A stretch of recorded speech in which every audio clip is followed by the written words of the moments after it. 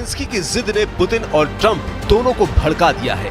Putin बम की बौछार कर रहे हैं तो ट्रंप अल्टीमेटम दे रहे हैं। जेलेंस्की के पास सिर्फ 3 हफ्ते का समय बचा है। यूरोपीय देशों के पास कुछ दिन की मोहलत बची है। चौथे साल में जाते ही रूस यूक्रेन युद्ध में एटम बम फट जाएगा।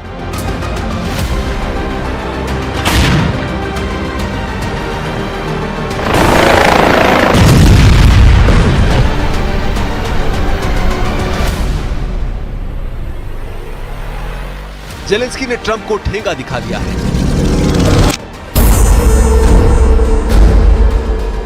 जेलेंस्की पुतिन की कोई बात सुनने को तैयार नहीं है। जेलेंस्की की इसी अकड़ ने पुतिन को इतना भड़काया है कि कीव से खार्किव तक जलने लगा है।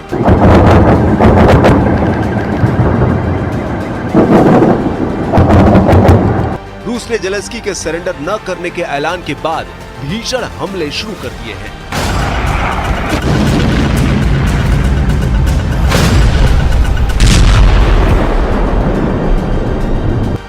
फरवरी की रात रूस ने 80 फाइटर ड्रोन से कीव पर हमला किया है।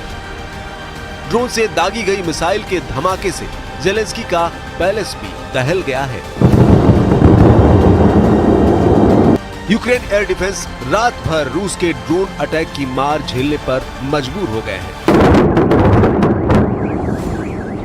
प्रेसिडेंट ट्रंप ने जब से युद्ध में पुतिन को जीता हुआ बताया है, तब से रूस के हमले में तेजी आई है। प्रेसिडेंट पुतिन की कोशिश है कि ट्रंप के दिए अल्टीमेटम से पहले ज्यादा से ज्यादा यूक्रेन की जमीन छीन ली जाए। उधर ट्रंप यूक्रेन युद्ध को जल्द से जल्द खत्म करने के मूड में है, लेकिन जेलेंस्की अभी भी रूस के आगे झुकने को तैयार नहीं, जिससे यह तय हो चुका है कि ट्रंप को जेलेंस्की के खिलाफ एक्शन लेना पड़ सकता है। यह एक्शन क्या होगा? क्या अमेरिका भी यूक्रेन को पीटने जा रहा है? कम से कम ट्रंप का गुस्सा तो यही बता रहा है। ट्रंप इतने फ्रस्ट्रेशन में चले गए हैं कि उन्होंने जेलेंस्की को सबक सिखाने का मन बना लिया है। अमेरिका के NSA ने यह मैसेज डायरेक्ट जेलेंस्की को भेज दिया है। Look, President Trump is obviously very frustrated right now with President Zelensky. The fact that he hasn't come to the table, that he hasn't been willing to take this opportunity that we have offered.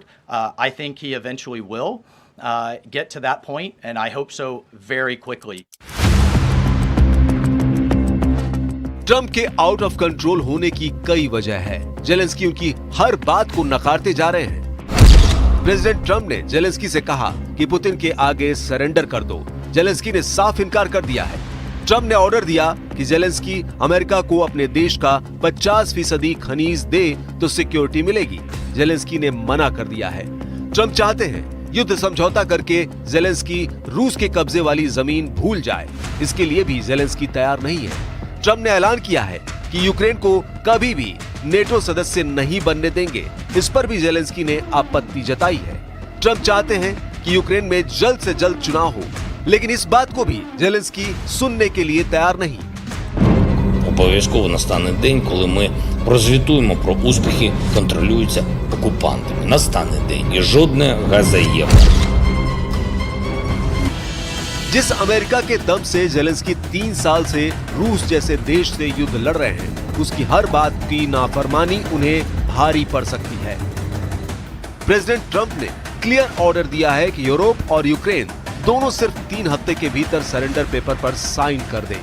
Newsweek के मुताबिक यूरोपीय संसद के एक सदस्य ने दावा किया कि राष्ट्रपति डोनाल्ड ट्रंप ने यूरोप को 3 हफ्ते की डेडलाइन दी है।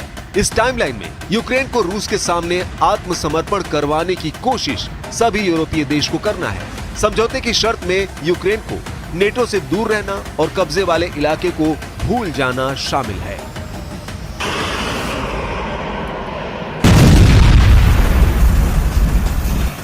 ट्रंप की इस धमकी के बाद फौरन जेलेंस्की ने यूरोपीय देशों के लीडर से बात शुरू कर दी है।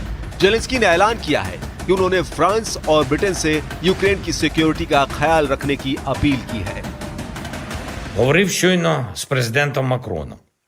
Ми скоординували наші позиції, ми обговорили подальші кроки, зокрема погляди на гарантії безпеки. जेलेंस्की अपना दांव चल चुके हैं।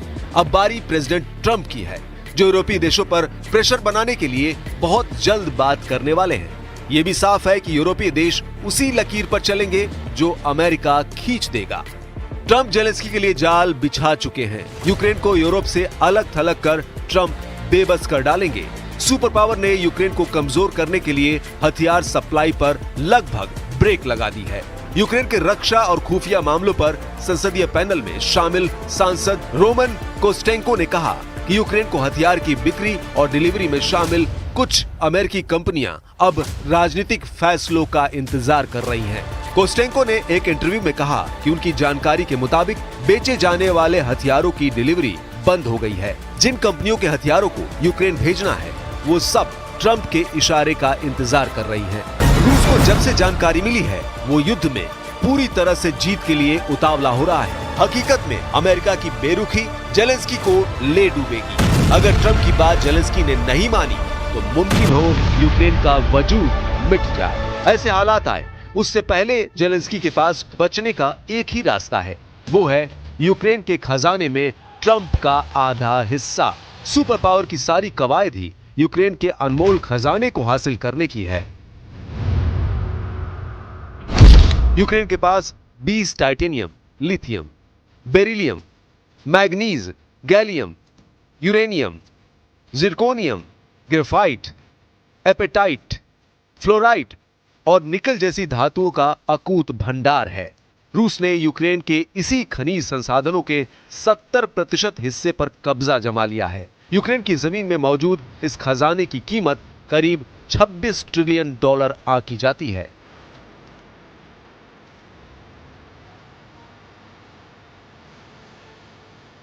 ट्रंप इसी खजाने में जेलेंस्की से आधा हिस्सा चाहते हैं, जिसके एवज में वो यूक्रेन की सिक्योरिटी की गारंटी भी देने को तैयार है।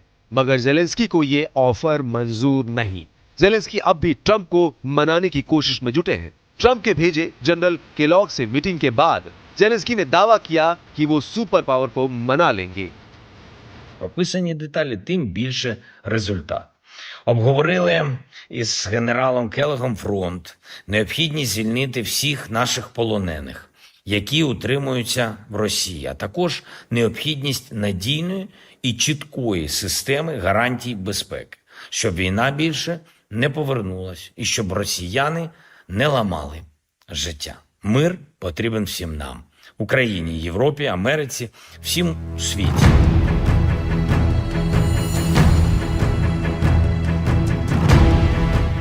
ट्रंप लीडर से पहले एक प्योर बिजनेसमैन है। बिना मुनाफे के वो एक भी कदम नहीं उठाने वाले और अगर कहीं अमेरिका का नुकसान दिखा तो सुपर पावर किसी भी देश को बर्बाद करने के लिए कुख्यात है। इसलिए ट्रंप के 3 हफ्ते के अल्टीमेटम से यूरोपीय देश डरे हुए हैं।